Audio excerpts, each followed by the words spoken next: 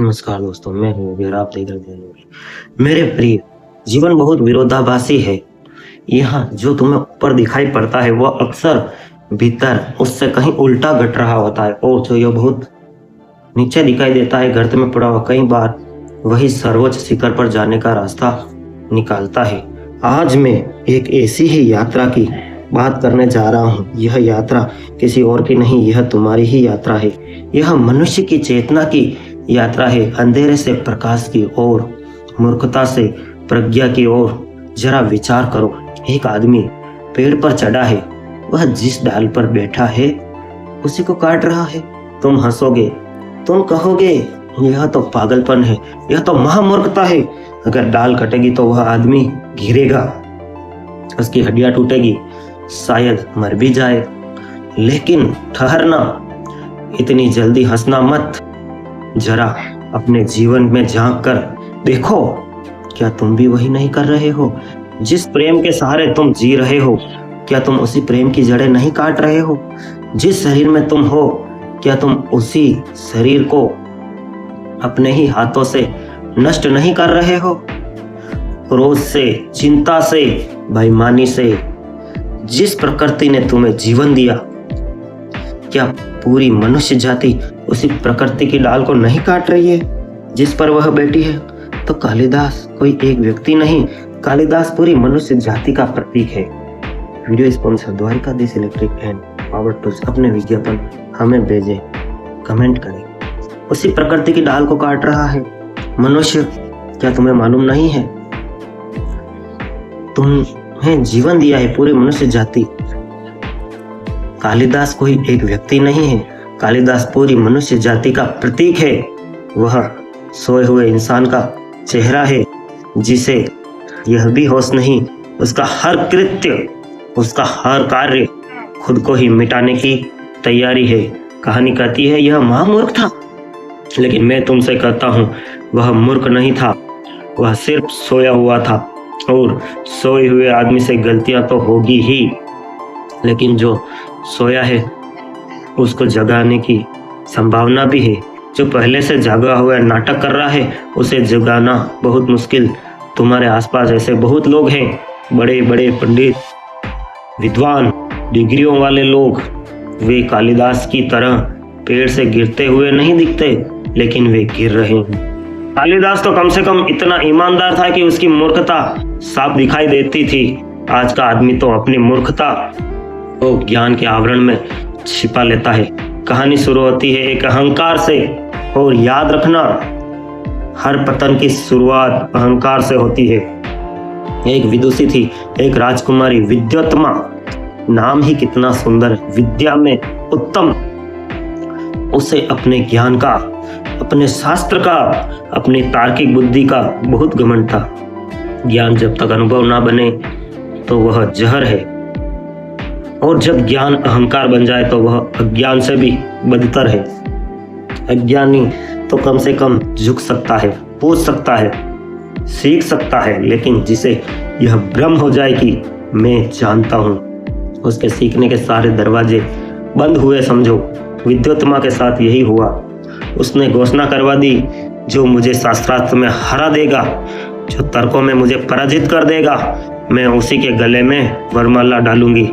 हजारों आए, बड़े बड़े पंडित, ज्ञानी, महामहिम आए, लेकिन विद्योत्तमा की मेधा, उसकी बुद्धि इतनी तीक्ष्ण थी जैसे नंगी तलवार। उसने सबको काट दिया, उसने सबके तर्कों की धज्जियां उड़ा दी, और जैसे जैसे वह जीतती गई उसका अहंकार हिमालय की तरह ऊंचा हो गया। पंडितों को बड़ी चोट लगी। यह पुरुष के अहंकार के सनातन पर पीड़ा है, एक स्त्री से हार जाना, और वह भी भारी सभा में। यह उनसे बर्दाश्त न हुआ। ज्ञानी होने का यह मतलब नहीं कि अहंकार मिट गया। अक्सर तो ऐसा होता है कि ज्ञान के साथ अहंकार और सूक्ष्म हो जाता है और मजबूत हो जाता है। साधु को अपने त्याग का अहंकार हो जाता है, ज्ञानी को अपने ज्ञान का अहंकार। उन फर्जी पंडितों ने मिलकर एक षड्यंत्र रचा। षड्यंत्र हमेशा कमजोर लोग रचते हैं। जो सामने से नहीं लड़ सकते वे पीछे से वार करते हैं। उन्होंने तय किया कि इस अहंकारी राजकुमारी का विवाह किसी महामूर्ख से करवा देंगे। यह उसका सबसे बड़ा अपमान होगा। तब उसे पता चलेगा कि जिसे उसने पति चुना है वह तो जानवर से भी गया गुजरा है। तो उसका सारा ज्ञान, सारा गर्व मिट्टी में मिल जाएगा। देखो समाज का चेहरा। समाज कभी भी किसी तेजस्वी व्यक्ति को बर्दाश्त नहीं कर पाता। अगर कोई सिर ऊंचा उठाता है तो भीड़ उसे नीचे खींचने में लग जाती है। उन पंडितों की रुचि सत्य में नहीं थी, उनकी रुचि सिर्फ और सिर्फ बदला लेने में थी। वे खोज में निकले। उन्हें एक ऐसा आदमी चाहिए था जो देखने में तो सुंदर हो, भव्य हो, लेकिन बुद्धि से बिल्कुल पैदल है। और संयोग देखिए, उन्हें जंगल में एक ऐसा ही दृश्य दिखा। एक सुंदर गठीले बदन का युवक एक पेड़ की ऊंची डाल पर बैठा था। तो कहते हैं ना, जिस चीज को चाहो पूरी कायनात उसे देने के लिए तैयार। तो उन पंडितों के समूह ने देखा कि यार ये तो बहुत बढ़िया बात है। युवक एक पेड़ की ऊंची डाल पर बैठा था और कुल्हाड़ी लेकर उसी डाल को जड़ से काट रहा था जिस पर वह बैठा है। पंडितों ने एक दूसरे को देखा, आंखों में चमक आ गई। ऐसा रत्न कहाँ मिलेगा? यह तो मूर्खता की पराकाष्ठा है। यह तो साक्षात महामूर्ख है। महामूर्ख है। अगर यह नीचे गिरेगा तो मरेगा, लेकिन अगर यह बच गया तो हमारा काम बन जाएगा। उन्होंने उसे नीचे बुलाया। कालिदास नीचे उतरा, बोला बाला निश्चल। उसके चेहरे पर यह कुटिलता नहीं थी जो उन पंडितों के चेहरे पर थी। मूर्ख में और भोलेपन में बहुत बारीक अंतर होता है। बच्चा भोला होता है, उसे हम मूर्ख नहीं कहते। कालिदास अभी बच्चे जैसा था, संसार की चालबाजियों से अनजान। पंडितों ने उससे कहा, क्या तुम विवाह करना चाहते हो? एक बहुत सुंदर राजकुमारी है। कालिदास ने कहा, विवाह? मैं तो गरीब हूँ, लकड़हारा हूँ, मुझसे कौन विवाह करेगा भाई? पंडितों ने कहा, हम करवाएंगे, बस तुम्हें एक शर्त माननी होगी। तुम्हें मौन रहना होगा, मुंह नहीं खोलना है। अगर तुमने मुंह खोला तो तुम्हारी असलियत सामने आ जाएगी। तुम बस इशारों में बात करना, बाकी हम संभाल लेंगे। कालिदास जी मान गए। उसे क्या पता कि मौन में कितनी शक्ति है। और मजे की बात देखो, पंडितों ने उसे जो सिखाया वह अनजाने में ही सबसे बड़ा आध्यात्मिक सूत्र था। मौन। जब तुम चुप होते हो तो तुम बुद्धिमान दिखाई पड़ते हो। कितनी गहरी बात है। दुनिया में आधे से ज्यादा लोग सिर्फ इसलिए बुद्धिमान माने जाते हैं क्योंकि वे कम बोलते हैं। वे अपनी मूर्खता को शब्दों में बाहर नहीं आने देते। कालिदास को सुंदर वस्त्र पहनाए गए, उसे नहलाया धुलाया गया। अब वह किसी देवता जैसा लग रहा था। सुंदर तो था ही, कंटीला बदन था। बाहर से रूप बदल देना कितना आसान है। हम सब यही तो कर रहे हैं। अच्छे कपड़े, पाउडर वगैरह, अच्छी डिग्रियां, अच्छा पद, यह सब आवरण ही तो है। भीतर वही कालिदास बैठा है जो अपनी ही डाल काट रहा है, लेकिन बाहर से हम सब सभ्य हैं। विद्योत्तमा के दरबार में यह विचित्र बारात पहुंची। पंडितों ने राजकुमारी से कहा, यह हमारे गुरु हैं, यह महाज्ञानी हैं। इन्होंने आजकल मौन व्रत धारण किया हुआ है, यह वर्षों से बोले नहीं हैं, इसलिए यह आपके प्रश्नों का उत्तर शब्दों में नहीं संकेतों में देंगे। वाह! और हम इनके तुच्छ सेवक उन संकेतों की व्याख्या करेंगे। विद्योत्तमा ने उस भव्य पुरुष को देखा। कालिदास शांत बैठा था, बोला नहीं, निश्चल था, इसलिए उसकी मूर्खता प्रकट नहीं हुई। उसकी आंखों में एक खालीपन था जिसे राजकुमारी ने गहन शांति समझ लिया। यही होता है प्रेम में भी। जब तुम किसी के प्रेम में पड़ते हो तो तुम उसे नहीं देख पाते जो वह वास्तव में है, तुम उसे देखते हो जो तुम देखना चाहते हो। तुम अपनी कल्पनाओं को उस पर थोप देते हो। विद्योत्तमा को लगा कि इतना तेजस्वी पुरुष और मौन व्रत, जरूर कोई ब्रह्म ज्ञानी होगा। शास्त्रार्थ शुरू हुआ और यह इतिहास का सबसे अद्भुत, सबसे हास्यास्पद और साथ ही सबसे गहरा शास्त्रार्थ था। दो धरातल थे वहां। एक तरफ राजकुमारी जो उपनिषदों की ऊंचाई पर थी, दूसरी तरफ कालिदास जी जो बिल्कुल जमीन पर, बल्कि जमीन के नीचे की जड़ता में था। और बीच में थे धूर्त पंडित जो व्याख्याकार बने थे। विद्योत्मा ने पहला प्रश्न किया। उसने अपनी तर्जनी उंगली उठाई। एक उंगली, इसका अर्थ था ब्रह्मा। यहाँ एक बात स्पष्ट कर दूं मित्रों, वो जो पंडित थे वो फर्जी पंडित थे। एक उंगली, उसका अर्थ था ब्रह्मा। एक उंगली उठाई उन्होंने, उसका अर्थ था ब्रह्मा, ईश्वर एक है। अद्वैत कालिदास ने देखा कि यह औरत मुझे एक उंगली दिखा रही है। उसकी बुद्धि लकड़ की बुद्धि थी। उसे लगा यह कह रही है कि मैं तुम्हारी एक आंख फोड़ दूंगी। उसने सोचा मैं क्यों पीछे रहूं, अगर तुम मेरी एक आंख फोड़ोगी तो मैं मर्द हूं, मैं तुम्हारी दोनों आंखें फोड़ दूंगा। कालिदास जी ने आओ देखा न ताओ, अपनी दोनों उंगलियां खड़ी कर दी, चुपचाप उनकी तरफ तान दी। पूरी सभा सन्न रह गई। विद्योत्मा भी चकित थी। उसने पंडित की ओर देखा, पंडितों की ओर, फर्जी पंडितों की ओर, और देखा मानो पूछ रही हो कि इसका अर्थ क्या है। पंडित जी तो तैयार ही थे। उन्होंने तुरंत कहा, देवी, हमारे गुरुदेव कह रहे हैं कि आपका कथन सत्य है कि ईश्वर एक है, लेकिन विश्व की रचना के लिए सिर्फ ईश्वर काफी नहीं। प्रकृति और पुरुष, परमात्मा और जीव, दो का होना अनिवार्य है। बिना द्वैत के लीला कैसे होगी। अकेले ब्रह्मा से सृष्टि नहीं चल सकती, इसलिए दो सत्ताएं हैं। विद्योत्मा यह सुनकर गदगद हो गई। ऐसा अद्भुत उत्तर। उसने तो सोचा था ब्रह्मा एक है, लेकिन गुरुदेव ने उसे और गहरे धरातल पर समझा दिया कि अभिव्यक्ति के लिए दो का होना जरूरी है। उसने मन ही मन प्रणाम किया, लेकिन परीक्षा अभी खत्म नहीं होती मित्रों। विद्योत्मा ने दूसरा प्रश्न किया। उसने अपना हाथ ऊपर उठाया, पंजा खोला और पांचों अंगुलियां दिखाई। उसका अर्थ था यह शरीर 5 तत्वों से बना है। पृथ्वी, जल, अग्नि, वायु और आकाश। पांचों तत्वों के बारे में मित्रों आप जानते हो तो कमेंट में हाँ लिखें। यह पंचभूतों का खेल है। कालिदास ने देखा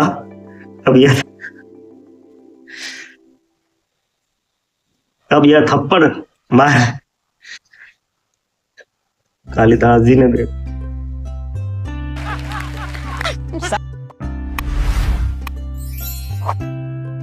कालिदास जी ने देखा अब यह थप्पड़ मारने की धमकी दे रही है। पहले आंख फोड़ रही थी, अब थप्पड़ मारने का इशारा कर रही है। उसे क्रोध आ गया। एक तो मुझे ब्याह का लालच देकर लाए और यह औरत मुझे पीटने पर उतारू है। उसने सोचा कि अगर तू मुझे थप्पड़ मारेगी तो मैं तुझे घूंसा मारूंगा।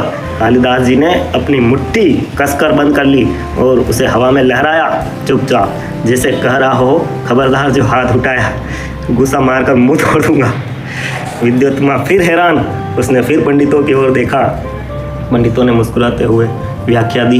उन्होंने कहा, हे देवी, हमारे गुरुदेव कह रहे हैं कि आप अभी भी अज्ञान में हैं। आप कह रही हैं कि 5 तत्व है, लेकिन 5 तत्व अगर अलग अलग रहे, बिखरे रहे तो सृष्टि नहीं हो सकती। अब पांचों तत्व मिलते हैं, एक रूप होते हैं, तभी जीवन का निर्माण होता है। यह मुट्ठी उन पांचों तत्वों के मिलन का, एकाकार होने का प्रतीक है।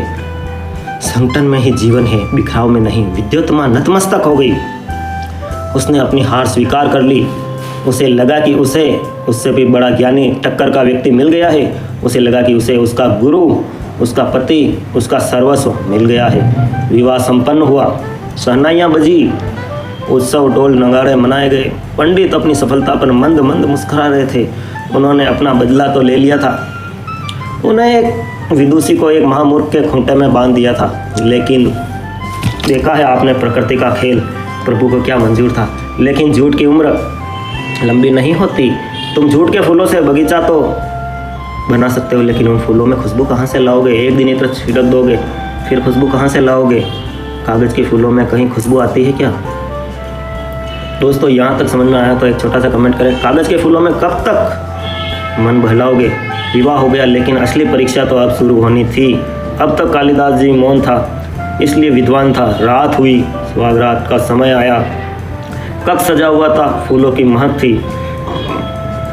विद्युत्मा अपने पति की प्रतीक्षा कर रही थी। उसके मन में हजारों प्रश्न थे। वह अपने पति से ब्रह्म, जीव, जगत और मोक्ष पर चर्चा करना चाहती थी। वह सोच रही थी कि आज रात ज्ञान की गंगा बहेगी। कालिदास कक्ष में प्रवेश करता है।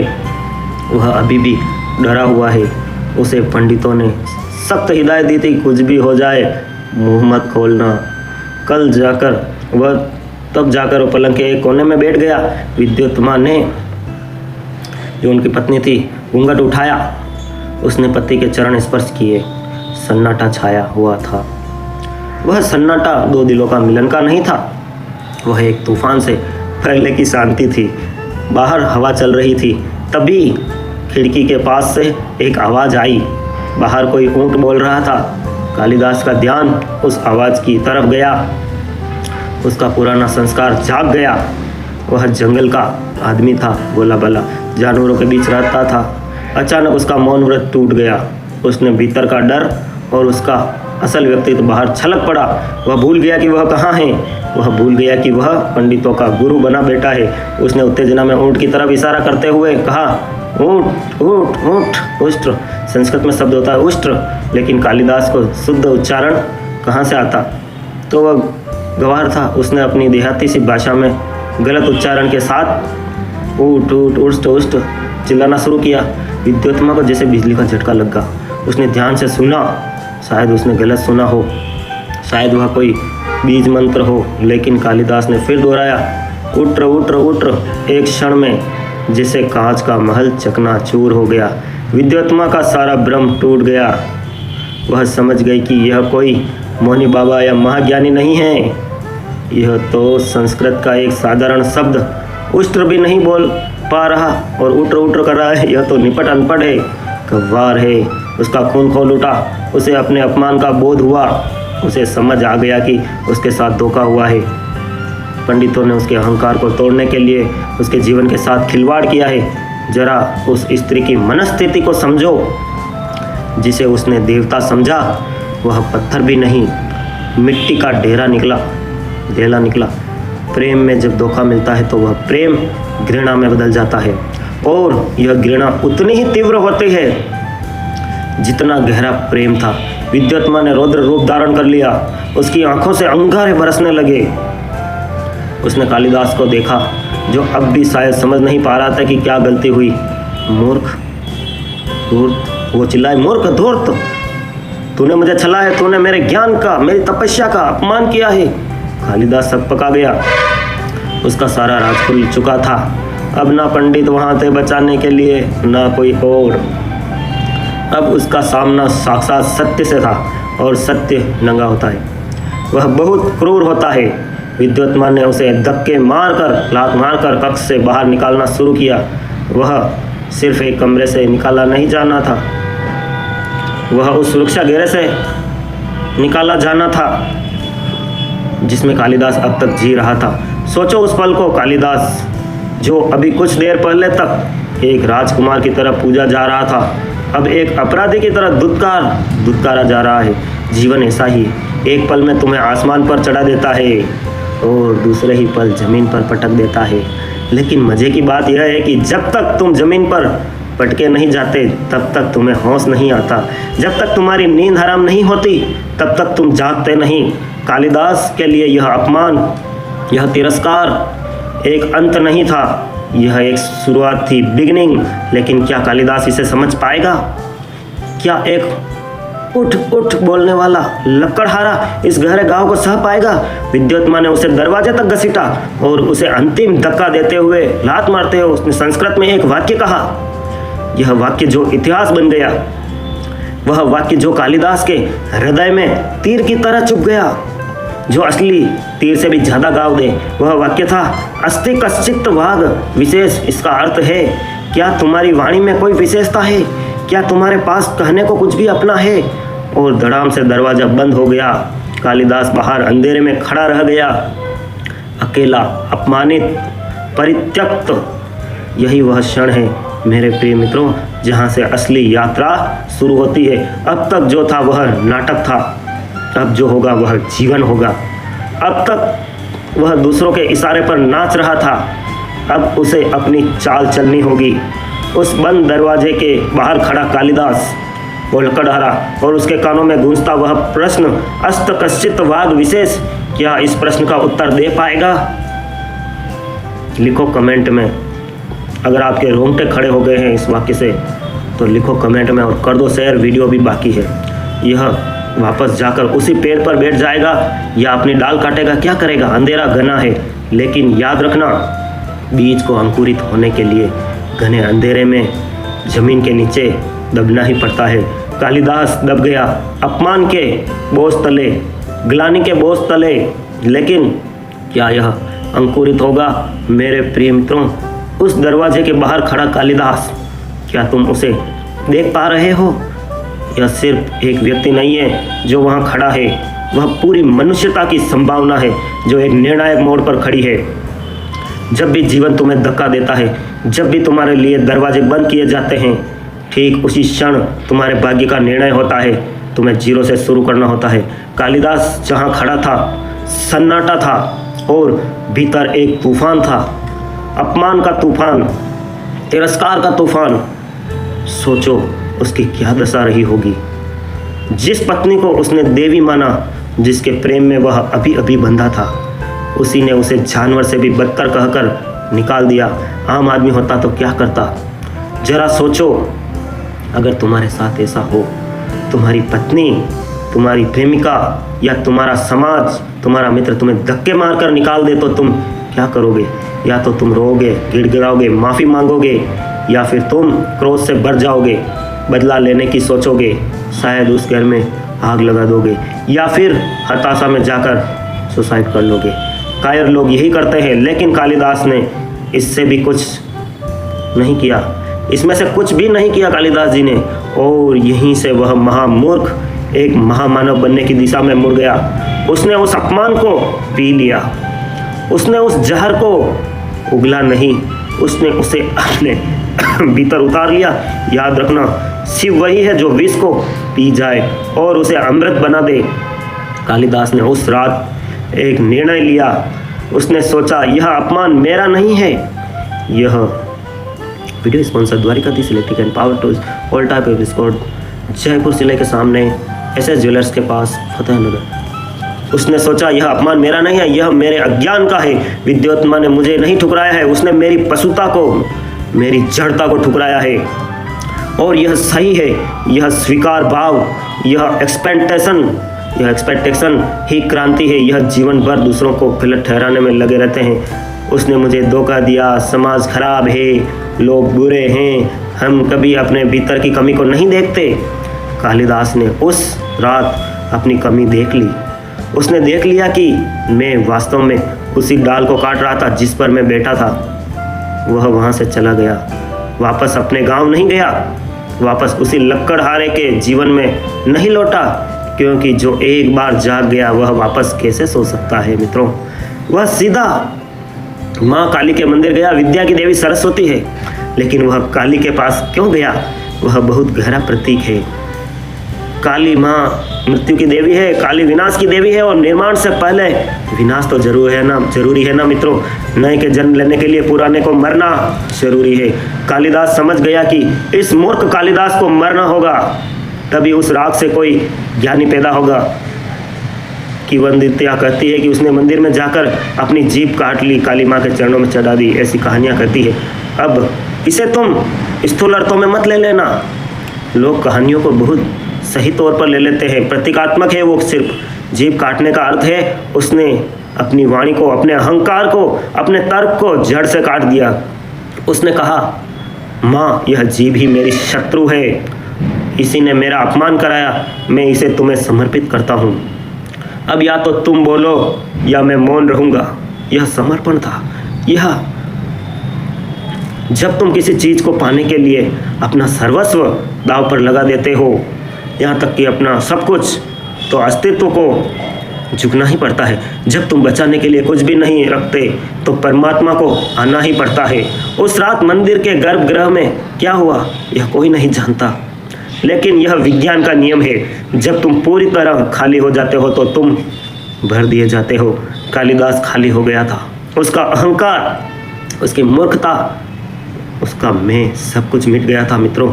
वह सिर्फ एक खाली बांसुरी बन गया था, और जब बांसुरी खाली होती है तो भगवान के होठों तक पहुंच जाती है। ज्ञान उतरा, वह ज्ञान नहीं जो किताबों में है, जो स्कूलों में है, वह ज्ञान नहीं जो पंडितों के पास था, वह प्रज्ञा उतरी जो सीधे स्रोत से आती है, वह कविता उतरी जो दिमाग से नहीं हृदय के भी गहरे तल से आती है। समय बीता, कितना समय यह महत्वपूर्ण नहीं है। रूपांतरण में समय का कोई हिसाब नहीं होता मित्रों, एक क्षण में भी हो सकता है और जन्मों जन्मों भी लग सकते हैं। लेकिन कालिदास के लिए यह समय तपस्या का था। उसने वेदों को पिया, उपनिषदों को जिया, प्रकृति की एक एक धड़कन को समझा। अब वह वही लकड़हारा नहीं था जो पेड़ काटता था, अब वह कवि था जो पेड़ों से बातें करता था। और फिर वह दिन आया, वापसी का दिन। कालिदास वापस उसी द्वार पर पहुंचा, उसी महल के सामने। दरवाजा अब भी बंद था, लेकिन खड़ा हुआ आदमी बदल चुका था। पहले वहां से एक भिखारी खड़ा था वहां पर, अब वहां एक सम्राट खड़ा था। सम्राट खड़ा था, बिना ताज का सम्राट। उसने द्वार खटखटाया, भीतर से विद्युत्मा ने आवाज सुनी, वही आवाज, लेकिन उस आवाज में एक कंपन था, एक तेज था, एक संगीत था। विद्युत्मा ने पूछा, अस्ति कश्चित वाग विशेष, क्या कोई ज्ञानी है या वाणी में कुछ विशेष है? संयोग देखिए। पत्नी ने ठीक वही शब्द दोहराए जो उसने उसे निकालते वक्त कहे थे। प्रश्न वही था, लेकिन उत्तर देने वाला बदल चुका था। कालिदास ने द्वार नहीं खुलवाया, नहीं तोड़वाया। उसने चिल्लाकर यह नहीं कहा कि दरवाजा खोल, मैं तेरा पति हूँ। उसने अपनी विद्वता का प्रदर्शन नहीं किया। उसने उस प्रश्न के 3 शब्दों को पकड़ा, अस्ति, कश्चित और वाक, और इन 3 शब्दों के आधार पर उसने 3 महाकाव्यों की रचना कर दी। जरा सोचो इस प्रतिभा को, जरा देखो इस ऊंचाई को, बदला लेने का यह तरीका देखो। उसने अपनी पत्नी को छोटा महसूस नहीं कराया, उसने अपनी लकीर इतनी बड़ी कर ली कि दुनिया नतमस्तक हो गई। उसने पहले शब्द से अस्थि से शुरू किया। पहला महाकाव्य कुमार संभवम, आप बोलोगे तो इस पर भी वीडियो बना दूंगा। पहला महाकाव्य कुमार संभवम, उसका पहला श्लोक शुरू होता है, अस्तु दृश्य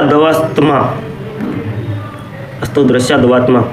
उत्तर दिशा में देवताओं के आत्मा स्वरूप हिमालय है। उसने अस्थि शब्द को लेकर प्रकृति, हिमालय, शिव और पार्वती के प्रेम का ऐसा वर्णन किया जैसा आज तक किसी ने नहीं किया था। उसने बताया कि होना क्या है। उसने बताया कि जीवन सिर्फ सांस लेना नहीं है, जीवन शिव और शक्ति का मिलन है। फिर उसने दूसरे शब्द कश्चित को पकड़ा और उसने उसे रचना की विश्व के सबसे अद्भुत गीति कर्तव्य मेघदूतम की गीति काव्य मेघदूतम। उसका श्लोक शुरू होता है, कश्चित कांता विरह गुरुना। यह वही दर्द था जो कालिदास ने उस रात सहा था।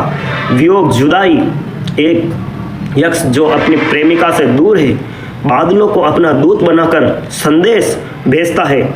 कालिदास ने अपनी व्यक्तिगत दर्द को, अपने अपमान की आग को कविता में बदल दिया। उसने अपने आंसुओं को शब्दों की माला बना दिया। यही मैं तुमसे कहता हूँ मित्रों, तुम्हारे जीवन में जब दर्द आए, जब विरह आए, तो उसे व्यर्थ मत गवाना, रोना मत, पीटना मत। उस दर्द को सृजन बनाना, उस दर्द से कुछ ऐसा पैदा करना जो सुंदर हो। कालिदास ने वही किया। उसका दर्द मेघदूत बन गया।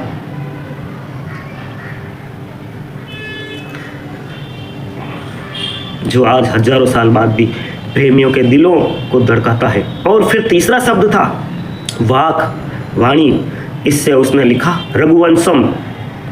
उसकी शुरुआत होती है, वाद्य व्यूह संपत्तो। जैसे शब्द और अर्थ एक साथ जुड़े होते हैं, वैसे ही मैं जगत के माता पिता शिव और पार्वती को प्रणाम करता हूँ। वहाँ उसने बताया कि वाणी और अर्थ अलग नहीं है, शरीर और आत्मा अलग नहीं है, जीवन और मृत्यु अलग नहीं है, सब एक है। उसने 3 किताबें रची सिर्फ 3 शब्दों के उत्तर में। जब विद्युत्मा ने यह सुना, जब उसने उन रचनाओं को देखा, तो यह चरणों में गिर पड़ी। कालिदास की पत्नी, वह हार नहीं थी, यह समर्पण था।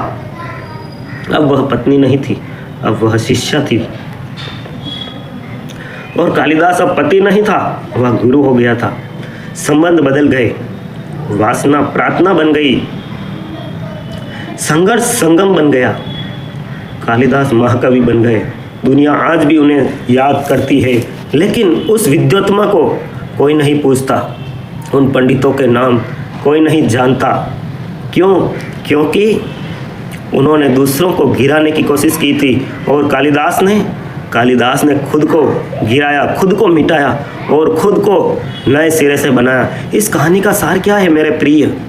सार यह है माय डियर, तुम अभी जहाँ हो शायद तुम उसी पेड़ की डाल पर बैठे हो, शायद तुम भी अपनी मूर्खता में जी रहे हो, शायद तुम्हें भी दुनिया ने, समाज ने, अपनों ने ठुकरा दिया है, तुम्हारे दरवाजे बंद कर दिए गए हैं। लेकिन घबराना मत, उदास मत होना। उस अंधेरे में, उस बंद दरवाजे के बाहर खड़े होकर भागना मत, वहीं ठहरना और अपने भीतर झांकना। वह धक्का जो तुम्हें लगा है तुम्हारे विनाश के लिए नहीं है, वह तुम्हें जगाने के लिए है।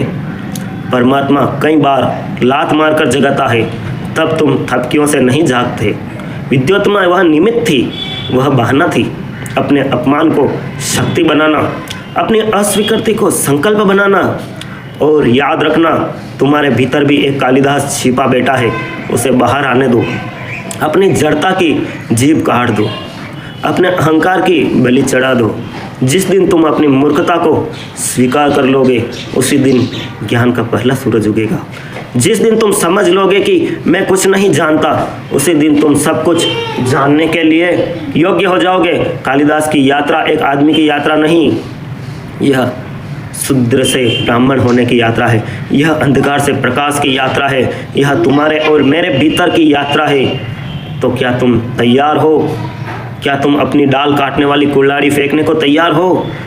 क्या तुम उस बंद दरवाजे के सामने खड़े होकर अपने भीतर की काली को जगाने के लिए तैयार हो? तो द्वार खटखटाओ, लेकिन बाहर का नहीं, भीतर का। उत्तर मिलेगा, जरूर मिलेगा। जिस दिन उत्तर मिलेगा उस दिन तुम भी कह सकोगे स्वागत था विव संपब्रो। उस दिन शब्द और अर्थ एक हो जाएंगे, उस दिन तुम और तुम्हारा जीवन एक हो जाएगा। यही जीवन का संगीत है, यही जीवन का काव्य है। शुभ हो आप सबके भीतर बैठे हुए परमपिता परमेश्वर को प्रणाम करता हूँ। Thanks for watch, love you all friends. क्या बात ये दोस्तों अपने राय दें और हमें कमेंट अवश्य करें। धन्यवाद। Dwarkadhish electric and power tools, Fateh Nagar, ward 14। सभी प्रकार के खर्राटे, fan, cooler, spare, ICU, Orient, पंखे, सिगड़ी, सभी प्रकार की कूलर मोटरें के होलसेल विक्रेता। Power tools, spare parts, fridge, AC parts, bulb, tube light एवं सब तरह के मिक्सर होलसेल रेट पर। Dwarkadhish electric and power tools, Changedi road, Fateh Nagar, आपकी अपनी शॉप।